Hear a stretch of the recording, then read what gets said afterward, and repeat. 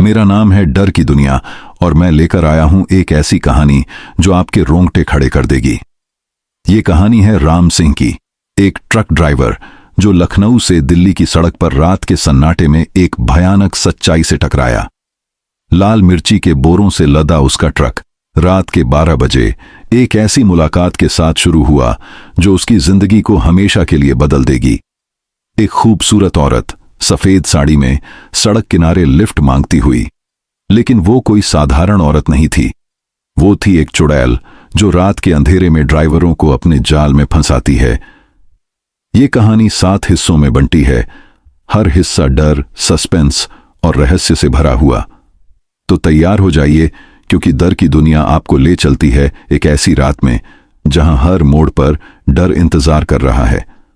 अगर आपको ये कहानी पसंद आए तो मेरे चैनल डर की दुनिया को सब्सक्राइब जरूर करें। राम सिंह एक 45 वर्षीय अनुभवी ट्रक ड्राइवर लखनऊ के व्यस्त गोदाम में खड़ा था। रात के 11 बजे का समय था और उसका पुराना टाटा ट्रक लाल मिर्ची के बोरों से लदा जा रहा था, जो दिल्ली के बाजार के लिए था। सितंबर की गर्मी में हवा में अजीब सी ठंडक थी। आसमान में घने बादल छाए थे और सड़कें सुनसान हो रही थीं। राम सिंह ने अपनी घड़ी देखी। 12 बजे से पहले निकलना होगा, वरना दिल्ली देर से पहुंचूंगा, उसने सोचा। ट्रक लोड हो चुका था। उसने इंजन स्टार्ट किया और हाईवे की ओर बढ़ गया। रेडियो ऑन किया, लेकिन सिर्फ स्टैटिक की आवाज आई। खराब हो गया शायद, उसने बड़बड़ाया। लखनऊ की चमकती लाइटें पीछे छूट रही थीं और हाईवे पर अंधेरा गहरा रहा था। सड़क पर सिर्फ दूर दूर तक ट्रकों की हेडलाइट्स चमक रही थीं। राम सिंह को रात का सफर पसंद था, लेकिन आज कुछ बेचैनी सी थी। हवा में एक अजीब सन्नाटा था और उसे बार बार पीछे मुड़कर देखने की आदत पड़ रही थी। ट्रक की हेडलाइट्स में सड़क चमक रही थी, लेकिन कहीं न कहीं उसे लग रहा था कि आज की रात कुछ अलग होने वाली है। करीब 1 घंटे बाद जब वह हाईवे पर तेजी से बढ़ रहा था, उसकी नजर सड़क के किनारे पड़ी। एक सफेद साड़ी में लिपटी खूबसूरत औरत हाथ उठाकर लिफ्ट मांग रही थी। रात के इस समय में कोई औरत अकेली? राम सिंह ने ट्रक धीमा किया। क्या बात है बहन, इतनी रात को यहां? उसने खिड़की से पूछा। औरत ने मुस्कुराकर कहा, भैया दिल्ली जाना है, बस छूट गई, प्लीज मुझे बैठा लो। उसकी आवाज में मिठास थी, लेकिन आंखों में एक ठंडी चमक थी जो राम सिंह को खटकी। फिर भी उसकी बेबसी देखकर उसने दरवाजा खोला। ठीक है, बैठ जाओ, लेकिन सावधान रहना, रात का सफर है। औरत ट्रक में चढ़ी और उसने अपना नाम रानी बताया। राम सिंह ने गौर किया कि उसके शरीर से कोई खुशबू नहीं, बल्कि हल्की सी सड़ांध आ रही थी। उसने इसे नजरअंदाज किया और ट्रक आगे बढ़ाया। रानी ट्रक में बैठ चुकी थी और उसकी मौजूदगी से केबिन में एक अजीब सी ठंडक फैल गई थी। राम सिंह ने ट्रक की स्पीड बढ़ाई, लेकिन उसका मन बेचैन था। रानी ने बात शुरू की, भैया तुम अकेले रात में नहीं डरते? उसकी आवाज में मिठास थी, लेकिन उसमें एक खोखलापन सा महसूस हो रहा था, जैसे कोई पुरानी यादें हवा में तैर रही हों। राम सिंह ने हल्के से हंसकर जवाब दिया, आदत हो गई है बहन, 20 साल से ट्रक चला रहा हूं। रात हो या दिन, सड़क मेरा घर है। रानी ने मुस्कुराकर कहा, फिर भी रात का सन्नाटा कुछ कहता है ना? उसकी बातों में कुछ ऐसा था कि राम सिंह का ध्यान बार बार उसकी ओर जा रहा था। उसने गौर किया कि रानी की साड़ी बिल्कुल साफ थी, जैसे अभी अभी पहनी हो, लेकिन उसके पैरों की तरफ देखने की हिम्मत नहीं हुई। उसकी आंखों में एक ठंडी चमक थी जो रात के अंधेरे में और डरावनी लग रही थी। अचानक ट्रक का रेडियो खुद ब खुद चालू हो गया। एक पुराना गाना बजा, रात अकेली है, बुझ गए दिए। राम सिंह चौंका, अरे ये तो खराब था।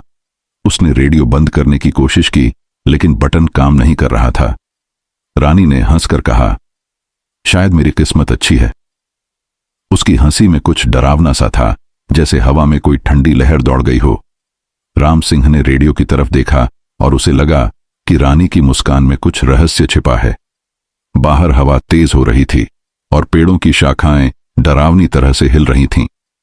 सड़क पर अब कोई दूसरा वाहन नहीं दिख रहा था और दूर से कुत्तों के भौंकने की आवाज आ रही थी। राम सिंह को अचानक लगा कि कोई उसकी पीठ पर हल्का सा हाथ रख रहा है। उसने जल्दी से पीछे मुड़कर देखा, लेकिन वहां कुछ नहीं था। रानी शांत बैठी थी। उसकी नजरें सड़क पर टिकी थीं। तुम दिल्ली में कहां रहती हो? राम सिंह ने बात बदलने की कोशिश की। रानी ने जवाब दिया, बस जहां रात मुझे ले जाए। उसकी बात सुनकर राम सिंह का दिल धक से रह गया। उसने सोचा शायद वह मजाक कर रही है, लेकिन उसकी आवाज में एक अजीब सा दर्द था। उसने रानी की तरफ देखा और इस बार उसका चेहरा और पीला लग रहा था। उसकी साड़ी से अब हल्की सी सड़ांत की गंध और तेज हो रही थी, जो राम सिंह को पहले से ज्यादा खटक रही थी। ट्रक अब एक सुनसान हिस्से से गुजर रहा था, जहां सड़क के दोनों तरफ घने पेड़ थे। हेडलाइट्स की रोशनी में सड़क चमक रही थी, लेकिन आसपास का अंधेरा गहरा था। राम सिंह ने मन ही मन सोचा, क्या मैंने गलती कर दी इस औरत को बैठाकर? उसने अपनी जेब में रखी हनुमान चालीसा की छोटी किताब को टटोला, जो वह हमेशा अपने साथ रखता था।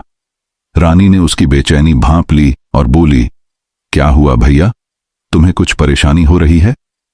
उसकी आवाज में अब मिठास कम और एक अजीब सा दबाव ज्यादा था। राम सिंह ने हिम्मत जुटाकर कहा, नहीं, बस थकान है।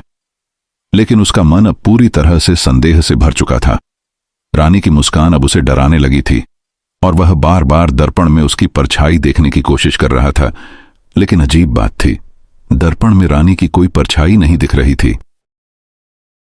ट्रक अब लखनऊ दिल्ली हाईवे के उस हिस्से में प्रवेश कर चुका था जहां सड़क संकरी हो जाती थी और दोनों तरफ घने जंगल फैले थे। रात के 2 बज रहे थे और अंधेरा इतना गहरा था कि हेडलाइट्स की रोशनी भी ज्यादा दूर तक नहीं पहुंच रही थी।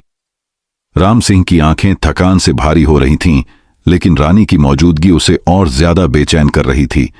उसने कॉफी का थर्मस निकाला और एक घूंट पिया, लेकिन स्वाद कड़वा और अजीब सा था, जैसे पानी में कुछ सड़ा गला मिला हो। ये क्या हो गया? उसने मन में सोचा और थर्मस को वापस रख दिया। रानी चुप थी, लेकिन उसकी नजरें राम सिंह पर टिकी थीं, जैसे वह उसकी हर हलचल पर नजर रख रही हो। उसकी साड़ी से अब सड़ांत की गंध और तेज हो रही थी, जो केबिन में फैल रही थी। अचानक ट्रक की हेडलाइट्स में सड़क पर एक काला कुत्ता दिखा। उसकी आंखें लाल चमक रही थीं और वह सड़क के बीचों बीच खड़ा था, जैसे जानबूझकर रास्ता रोक रहा हो। राम सिंह ने ब्रेक लगाया और ट्रक रुक गया। ये कहां से आया? उसने बड़बड़ाया और हॉर्न बजाया, लेकिन कुत्ता टस से मस नहीं हुआ। रानी ने शांत स्वर में कहा, चलो आगे बढ़ो। कुत्ते तो रात में घूमते ही हैं। उसकी आवाज में एक अजीब सा ठंडापन था। राम सिंह ने ट्रक को धीरे धीरे आगे बढ़ाया, लेकिन जैसे ही हेडलाइट्स कुत्ते पर पड़ी, वह अचानक गायब हो गया। हाय राम! राम सिंह का दिल जोर से धड़कने लगा। उसने रानी की तरफ देखा और इस बार उसकी हिम्मत बढ़ी। उसकी नजर रानी के पैरों पर गई। वे उल्टे थे। उसके पैरों की उंगलियां पीछे की ओर मुड़ी थीं, जैसे इंसान के नहीं, किसी और चीज के हों। राम सिंह का गला सूख गया, लेकिन उसने डर को दबाते हुए कुछ नहीं कहा। उसने ट्रक की स्पीड बढ़ाई, लेकिन सड़क किनारे अब अजीब अजीब चीजें दिखने लगीं। हेडलाइट्स की रोशनी में एक पुराना कुआं नजर आया और उसके पास एक सफेद साड़ी वाली छाया खड़ी थी। उसकी आंखें चमक रही थीं और वह राम सिंह को ही घूर रही थी। देखो, वो क्या है? उसने डरते हुए पूछा। रानी ने हंसकर कहा, तुम्हारी आंखों का धोखा भैया, रात में ऐसा लगता है। लेकिन राम सिंह को अब यकीन होने लगा था कि कुछ गड़बड़ है। हवा में एक ठंडी सिहरन थी और दूर से किसी औरत के रोने की आवाज आ रही थी, जो कभी पास लगती तो कभी दूर। राम सिंह ने मन ही मन हनुमान चालीसा याद करना शुरू किया। उसकी उंगलियां जेब में रखी छोटी किताब को टटोल रही थीं। रानी की मौजूदगी अब भारी लग रही थी, जैसे वह कोई इंसान नहीं बल्कि कोई छाया हो। उसने दर्पण में फिर से देखा और इस बार पक्का यकीन हो गया, रानी की परछाई नहीं थी। उसका दिल जोर जोर से धड़क रहा था। तुम कौन हो? उसने हिम्मत जुटाकर पूछा। रानी ने मुस्कुराकर जवाब दिया, तुम्हारी साथी, और क्या? उसकी हंसी अब डरावनी लग रही थी, जैसे जंगल का सन्नाटा उसमें समा गया हो। सड़क पर अब कोई दूसरा वाहन नहीं दिख रहा था और जंगल की सघनता में अजीब अजीब सी आवाजें गूंज रही थीं, कभी पत्तों की सरसराहट तो कभी किसी के कदमों की आहट। राम सिंह ने ट्रक की स्पीड और बढ़ाई, लेकिन उसे लग रहा था कि ट्रक अपने आप धीमा हो रहा है, जैसे कोई उसे रोक रहा हो। ट्रक जंगल के बीचों बीच चल रहा था और रात का सन्नाटा अब और गहरा हो चुका था। राम सिंह का दिल जोर जोर से धड़क रहा था। रानी की मौजूदगी अब उसे किसी भारी बोझ की तरह लग रही थी। उसकी उल्टी टांगें, दर्पण में न दिखने वाली परछाई और उसकी साड़ी से आती सड़ांध की गंध, सब कुछ मिलकर राम सिंह को डर के गहरे समंदर में डुबो रहा था। उसने ट्रक की स्पीड और बढ़ाने की कोशिश की, लेकिन इंजन अचानक खराब होने लगा। ट्रक की रफ्तार अपने आप कम हो रही थी, जैसे कोई अदृश्य शक्ति उसे रोक रही हो। यह क्या हो रहा है? राम सिंह ने बड़बड़ाया और स्टीयरिंग को जोर से पकड़ लिया। रानी ने उसकी तरफ देखा और मुस्कुराई। उसकी मुस्कान अब मासूम नहीं बल्कि डरावनी लग रही थी। क्या हुआ भैया, ट्रक थक गया क्या? उसने मजाक में कहा, लेकिन उसकी आवाज में एक ठंडा सा तंज था। राम सिंह ने हिम्मत जुटाकर पूछा, तुम सच में कौन हो और ये सब क्या हो रहा है? रानी ने जवाब नहीं दिया, बस उसकी आंखें और चमकने लगीं। अचानक ट्रक की हेडलाइट्स में सड़क किनारे एक और छाया दिखी, एक और सफेद साड़ी वाली आकृति जो कुएं के पास खड़ी थी। उसका चेहरा नहीं दिख रहा था, लेकिन उसकी आंखें लाल थीं, जैसे जलती हुई कोयले। राम सिंह ने चिल्लाकर कहा, वो देखो, ये क्या है? रानी ने शांत स्वर में कहा, तुम्हें बहुत डर लगता है भैया, रात में सड़कें ऐसी ही होती हैं। लेकिन राम सिंह का मन अब पूरी तरह से संदेह से भर चुका था। उसने जेब में रखी हनुमान चालीसा की किताब को और जोर से पकड़ा, जैसे वह उसका आखिरी सहारा हो। तभी ट्रक का इंजन पूरी तरह बंद हो गया। राम सिंह ने स्टार्ट करने की कोशिश की, लेकिन इंजन से सिर्फ एक खटखट की आवाज आई। वह नीचे उतरा और बोनट खोलकर देखने लगा। अंधेरे में कुछ दिख नहीं रहा था, लेकिन उसे लगा कि कोई उसके पीछे खड़ा है। उसने पीछे मुड़कर देखा, लेकिन वहां कोई नहीं था। रानी अभी भी ट्रक के अंदर बैठी थी और उसकी आंखें अब और डरावनी लग रही थीं। राम सिंह वापस केबिन में आया और बोला, लगता है इंजन में कुछ गड़बड़ है। रानी ने कहा, शायद कोई बुरी नजर लग गई। उसकी बात सुनकर राम सिंह का खून जम गया। उसने गांव में सुनी बातें याद कीं। रात में सफेद साड़ी वाली औरतें जो चुड़ैल होती हैं और ड्राइवरों को अपने जाल में फंसाती हैं। बाहर जंगल में अब अजीब अजीब सी आवाजें और तेज हो रही थीं। कभी किसी के रोने की आवाज तो कभी पत्तों की सरसराहट, जैसे कोई पास में चल रहा हो।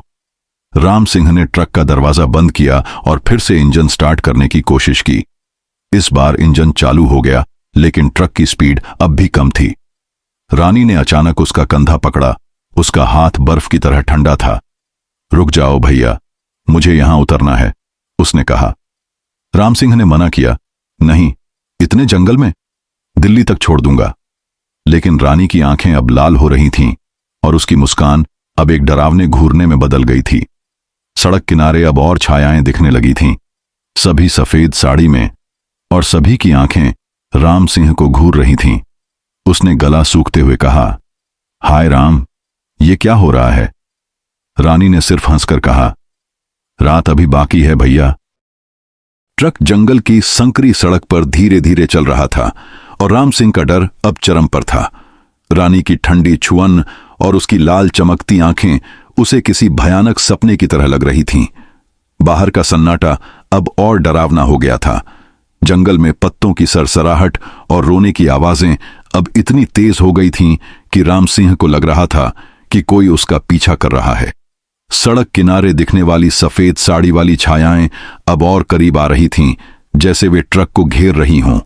रानी की हंसी अब और भयानक लग रही थी और उसकी सड़ांत भरी गंध से केबिन में सांस लेना मुश्किल हो रहा था। राम सिंह ने हिम्मत जुटाकर फिर से पूछा, तुम सच में कौन हो? ये सब क्या है? इस बार रानी ने जवाब दिया, लेकिन उसकी आवाज अब इंसानी नहीं थी। वह गहरी और खोखली थी, जैसे किसी कुएं से आ रही हो। मैं रानी हूं, जो इस सड़क पर रात में भटकती है। जो ड्राइवर मुझे लिफ्ट देते हैं, उनकी रात आखिरी होती है। उसकी आंखें अब पूरी तरह लाल हो गई थीं और उसके चेहरे पर एक डरावना विकृत रूप उभरने लगा। उसके बाल खुले और उलझे हुए थे और नाखून लंबे और नुकीले हो गए थे। राम सिंह का दिल जोर जोर से धड़क रहा था। उसने चिल्लाकर कहा, तुम चुड़ैल हो? रानी ने जोर से हंसते हुए कहा, अब समझे भैया, लेकिन अब बहुत देर हो चुकी है। ट्रक का इंजन फिर से खराब होने लगा। राम सिंह ने स्टार्ट करने की कोशिश की, लेकिन इस बार इंजन से सिर्फ एक डरावनी सी खटखट की आवाज आई। उसने दर्पण में देखा और अब रानी का चेहरा पूरी तरह बदल चुका था। उसकी त्वचा सड़ती हुई लग रही थी और उसकी आंखों से खून की बूंदें टपक रही थीं। राम सिंह ने चीखते हुए कहा, हाय राम, मुझे बचा।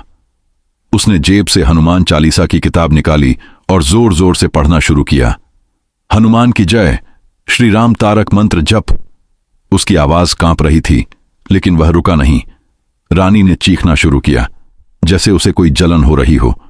उसका शरीर धुंधला होने लगा और वह सीट पर तड़पने लगी। बाहर सड़क पर अब और छायाएं इकट्ठा हो रही थीं। सभी सफेद साड़ी में थीं और उनकी आंखें लाल चमक रही थीं। राम सिंह ने देखा कि ट्रक का दरवाजा अपने आप खुल रहा था, जैसे कोई उसे बाहर खींचना चाहता हो। उसने दरवाजा बंद करने की कोशिश की, लेकिन वह जाम हो चुका था। रानी ने उसका हाथ पकड़ा और उसका स्पर्श इतना ठंडा था कि राम सिंह को लगा कि उसकी हड्डियां जम जाएंगी।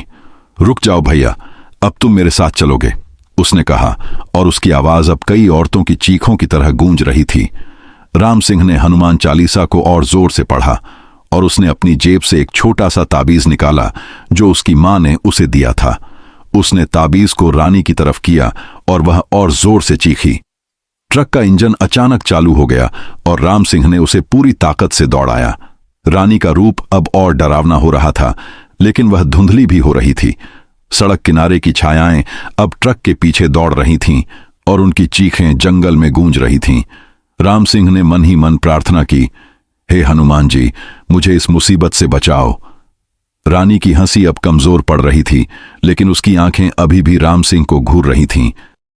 ट्रक अब पूरी तरह से जंगल की गहराई में था और राम सिंह का डर अब उसकी हिम्मत को निगल रहा था। रानी का विकृत रूप और उसकी खून भरी आंखें उसे किसी भयानक दुस्वप्न की तरह लग रही थीं। उसकी चीखें जंगल में गूंज रही थीं और बाहर सड़क किनारे दिखने वाली सफेद साड़ी वाली छायाएं अब ट्रक को चारों तरफ से घेर रही थीं। हवा में एक ठंडी सिहरन थी और पेड़ों की शाखाएं इस तरह हिल रही थीं जैसे कोई उनमें से झांक रहा हो। ट्रक का इंजन बार बार बंद हो रहा था और राम सिंह की सांसें तेज चल रही थीं। उसने हनुमान चालीसा को और जोर से पढ़ना जारी रखा। संकट मोचन हनुमान की जय। उसकी आवाज कांप रही थी, लेकिन वह रुका नहीं। रानी की चीखें अब और तेज हो गई थीं और उसका शरीर धुंधला होता जा रहा था, जैसे वह हवा में घुल रही हो। तुम मुझे नहीं रोक सकते, रानी ने चिल्लाया और उसकी आवाज अब कई औरतों की चीखों का मिश्रण लग रही थी। उसने राम सिंह का गला पकड़ने की कोशिश की, लेकिन ताबीज को देखकर वह पीछे हट गई। राम सिंह ने ताबीज को और ऊंचा उठाया और उसकी मां की दी हुई वह छोटी सी चीज अब उसकी जान की रक्षा कर रही थी। ट्रक का दरवाजा अभी भी जाम था और बाहर की छायाएं अब ट्रक के शीशों पर अपने नुकीले नाखूनों से खरोंच रही थीं। खरोंच की आवाज इतनी डरावनी थी कि राम सिंह का दिल बैठ रहा था। उसने ट्रक को फिर से स्टार्ट करने की कोशिश की और इस बार इंजन चालू हो गया।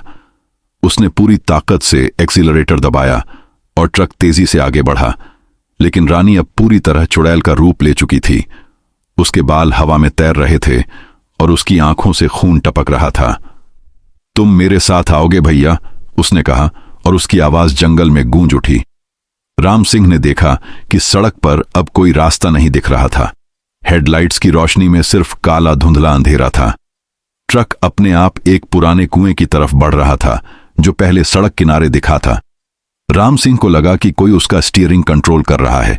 उसने चिल्लाकर कहा, नहीं, मैं नहीं रुकूंगा।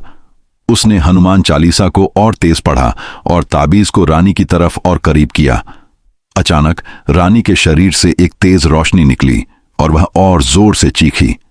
उसका रूप अब पूरी तरह धुंधला हो गया था और वह सीट से गायब होने लगी, लेकिन बाहर की छायाएं अब और आक्रामक हो रही थीं। वे ट्रक के चारों तरफ नाच रही थीं और उनकी चीखें राम सिंह के कानों में चुभ रही थीं। उसने देखा कि कुआं अब और करीब आ रहा था और उसे लगा कि अगर ट्रक वहां पहुंच गया तो वह कभी वापस नहीं आएगा। उसने अपनी सारी हिम्मत जुटाई और ट्रक को जोर से मोड़ा। ट्रक सड़क से हटकर जंगल की तरफ बढ़ा और एक पेड़ से टकराने से पहले रुक गया। रानी अब पूरी तरह गायब हो चुकी थी, लेकिन उसकी हंसी अभी भी केबिन में गूंज रही थी। राम सिंह ने ट्रक से बाहर कूदने की कोशिश की, लेकिन उसके पैर कांप रहे थे। बाहर की छायाएं अब और करीब थीं और उनकी लाल आंखें उसे घूर रही थीं। उसने ताबीज को कसकर पकड़ा और हनुमान चालीसा को और तेज पढ़ा। अचानक जंगल में एक तेज हवा का झोंका आया और छायाएं पीछे हटने लगीं। राम सिंह को लगा कि कोई शक्ति उसकी मदद कर रही है। उसने ट्रक को फिर से स्टार्ट किया और इस बार सड़क साफ दिखने लगी, लेकिन रानी की हंसी अभी भी उसके कानों में गूंज रही थी, जैसे वह अभी भी कहीं पास हो। ट्रक अब जंगल से बाहर निकल रहा था और सुबह की पहली किरणें आसमान में फैलने लगी थीं। राम सिंह का दिल अभी भी जोर जोर से धड़क रहा था और रानी की गूंजती हंसी उसके कानों में अब भी बनी हुई थी। उसने ताबीज को कसकर पकड़ा और हनुमान चालीसा को बार बार दोहराया, जैसे वह उसकी आखिरी ढाल हो। ट्रक की सड़क अब साफ दिख रही थी और जंगल की डरावनी छायाएं धीरे धीरे गायब हो रही थीं, लेकिन राम सिंह को अभी भी लग रहा था कि कोई उसका पीछा कर रहा है। उसने दर्पण में देखा, केबिन खाली था, रानी गायब थी, लेकिन सीट पर कुछ काले नाखूनों के निशान थे, जैसे किसी ने वहां खरोंच मारी हो। उसका शरीर कांप उठा। ट्रक अब आगरा के पास पहुंच रहा था और सुबह की रोशनी ने जंगल के सन्नाटे को तोड़ना शुरू कर दिया था। राम सिंह ने राहत की सांस ली, लेकिन तभी उसे एक ठंडा झोंका महसूस हुआ। उसने पीछे देखा। ट्रक के माल वाले हिस्से में लाल मिर्ची के बोरों के बीच एक सफेद साड़ी की छाया दिखी। हाय राम, उसने चिल्लाया और ट्रक की स्पीड बढ़ाई। उसने सोचा, क्या ये अभी भी मेरे पीछे है? उसने हनुमान चालीसा को और जोर से पढ़ा और ताबीज को अपने सीने से लगाए रखा। अचानक ट्रक के पीछे से एक डरावनी चीख सुनाई दी और माल वाले हिस्से से धुआं उठने लगा। राम सिंह ने ट्रक रोका और नीचे उतरा। उसने बोरों को चेक किया। कुछ बोरों पर खून के धब्बे थे और उनमें से एक पर लंबे नाखूनों के निशान थे। राम सिंह का गला सूख गया। उसने तुरंत ताबीज को बोरों पर छिड़का और हनुमान चालीसा को और तेज पढ़ा। धुआं गायब हो गया और चीखें बंद हो गईं। उसने ट्रक को फिर से स्टार्ट किया और पूरी रफ्तार से दिल्ली की ओर दौड़ाया। सड़क पर अब लोग और गाड़ियां दिखने लगी थीं और सुबह की रोशनी ने उसे थोड़ा सुकून दिया, लेकिन उसका मन अभी भी बेचैन था। उसने सोचा, क्या वो चुड़ैल सचमुच चली गई या अभी भी मेरे साथ है? उसने ट्रक को एक छोटे से मंदिर के पास रोका जो हाईवे पर था। वह मंदिर में गया, हनुमान जी की मूर्ति के सामने सिर झुकाया और प्रार्थना की, हे बजरंग बली, मुझे इस बला से बचा लो। वहां बैठे एक बूढ़े पुजारी ने उसे देखा और पूछा, क्या हुआ बेटा, तुम इतने डरे हुए क्यों हो? राम सिंह ने सारी कहानी सुनाई। रानी, उसकी उल्टी टांगें, लाल आंखें और जंगल की छायाएं। पुजारी ने गंभीर स्वर में कहा, तुम भाग्यशाली हो बेटा। वो चुड़ैल इस हाईवे पर सालों से ड्राइवरों को फंसाती है, लेकिन तुम्हारा विश्वास और ताबीज तुम्हारी रक्षा बन गया। पुजारी ने उसे एक छोटा सा रुद्राक्ष का माला दिया और कहा, इसे हमेशा पहने रहना और रात में कभी लिफ्ट मत देना। राम सिंह ने माला पहनी और ट्रक में वापस आया। उसने माल चेक किया। खून के धब्बे और नाखूनों के निशान अब भी थे, जैसे एक चेतावनी। उसने दिल्ली पहुंचकर माल उतारा और अपने मालिक को सारी बात बताई। मालिक ने हंसकर कहा, राम सिंह, तू थक गया है, ये सब तेरा वहम होगा। लेकिन राम सिंह जानता था कि जो हुआ वह कोई वहम नहीं था। उस रात के बाद उसने कभी रात में लिफ्ट नहीं दी।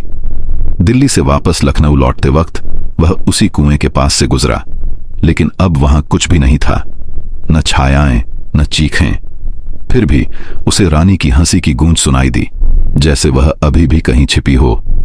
राम सिंह अब भी ट्रक चलाता है, लेकिन हर रात हनुमान चालीसा पढ़ता है और ताबीज को कभी नहीं उतारता। उसकी कहानी गांव में मशहूर हो गई और लोग उसे चुड़ैल वाली रात के नाम से जानते हैं। लेकिन राम सिंह के लिए यह सिर्फ एक डरावनी याद है जो उसे हर रात सताती है। कहानी समाप्त होती है। अगर आपको यह कहानी अच्छी लगी तो मेरे चैनल को सब्सक्राइब जरूर करें।